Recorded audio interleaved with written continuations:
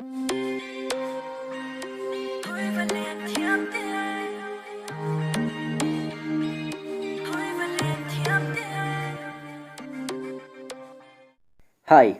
My name is Parvez Alam from ब्रो एनसीस legal study centre.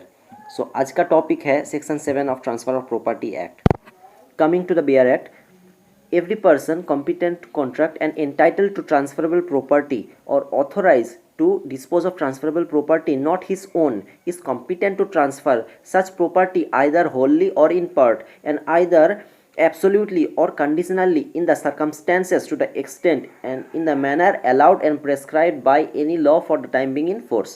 सो इसका बैरिक लैंग्वेज अगर हम गौर से देखें तो इसमें हम दो पॉइंट्स निकाल पाएंगे. The first one is must be competent to contract and the second is must have title to the property or authority to dispose of transferable property if it is not his own. Now let's discuss competent to contract. पहले हमें यह समझना है कि who is competent to contract. हम जानते हैं according to section 11 of Indian Contract Act 1872 every person is competent to contract who is of the age of majority according to the law to which he is subject, b who is of sound mind, and c is not disqualified from contracting by any law to which he is subject. Now coming to the first point, that is who is of the age of majority.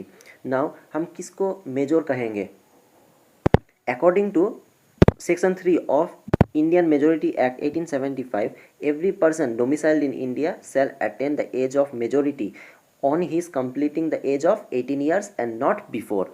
So यही है वो section जहाँ पर 18 years complete होने में majority attainment होता है, ये वाला कॉन्सेप्ट आता है. सो 18 years कंप्लीट होने में हर कोई इंसान मेजर हो जाता है इंडिया में. Coming to the second point, sound mind. According to section 12 of Indian Contract Act 1872, a person is said to be of sound mind for the purpose of making a contract if at the time when he makes it he is capable of understanding it and forming a rational judgment as to its effect upon his interest. यानी कोई जब किसी contract में enter करे तो वो उसकी होश और आवाज़ में रहना चाहिए और वो उस कॉन्ट्रैक्ट की इफेक्ट एंड कॉन्सिक्वेंसेस को अच्छी तरह से समझ पाए. A person who is usually of unsound mind but occasionally of sound mind may make a contract when he is of sound mind. Now coming to the new point, disqualified from contracting. Disqualified from contracting जानने के पहले हम ये जान लेते हैं कि क्या क्या कंडीशंस फुलफिल करना पड़ता है एक वैलिड ट्रांसफ़र के लिए. Number 1, the property must be a transferable property. Section 6 of transfer of property में हम ये जान चुके हैं. So section 6 of transfer of property act में जो सब कुछ एक्सेप्शंस बोला गया है उसके अलावा बाकी सब कुछ प्रॉपर्टी हम ट्रांसफ़र कर सकते हैं. The second point is the transferer must be competent to contract. Third, transferee must be a living person at a time of transfer. Fourth, the transferor must have the right to transfer the property being transferred. So यहाँ पर एक छोटा सा small concept है. A person cannot bestow upon his transferee a better title than he himself has. For example, मेरे पास एक घर है जिसको मैंने रेंट में दिया है मैंने. So जो टेनेंट है उन लोगों का राइट है मेरा घर में रहने का, but they don't have the right to sell that property. So that is it. A person cannot bestow upon his transferee a better title than he himself has. मेरा tenant के पास क्या title है? Only to live there as a tenant, but he can't sell that property because I am the owner of that property.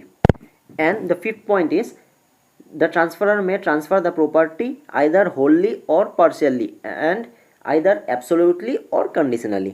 Now person competent to contract के ऊपर एक famous case law है, उसका नाम है मोहरी बीबी वर्सेस धर्मोदास घोष. 1903 का ये केस है. It was held that a minor's contract in India is void. That is a minor is not competent to contract and hence a conveyance of land by a minor is not merely voidable but void. Now एक छोटा सा concept है. Section 7 के under trans competency के बारे में कुछ नहीं बोला गया है. That is, the act has not laid down any criteria for the competency of the transferee. एक माइनर किसी प्रॉपर्टी को ट्रांसफ़र नहीं कर सकता, but a minor can accept a property.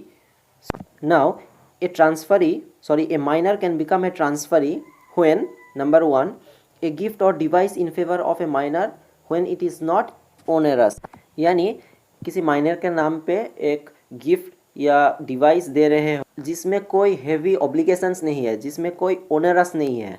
Second, a conveyance for consideration where the consideration has proceed और proceeds from a third party and no obligation is imposed on the minor, यानी एक conveyance या transfer जिसका जो consideration है वो किसी third party ने दे दिया है, लेकिन उसका किसी भी ऑब्लिगेशन उस माइनर पर नहीं पड़े। And the third point is even if the consideration proceeded from the minor, if the transaction was complete and there is no outstanding obligation to be perform by the minor. ये तो हुआ एक minor का transfer ही बन सकता है, लेकिन कुछ कुछ केसेस है जहाँ माइनर ट्रांसफर ही नहीं बन सकता।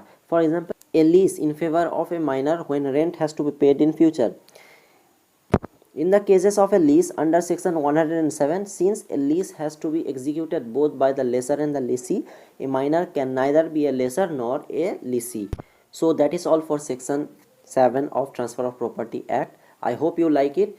If you find value in it, please make sure to subscribe and see you in the next video. Peace.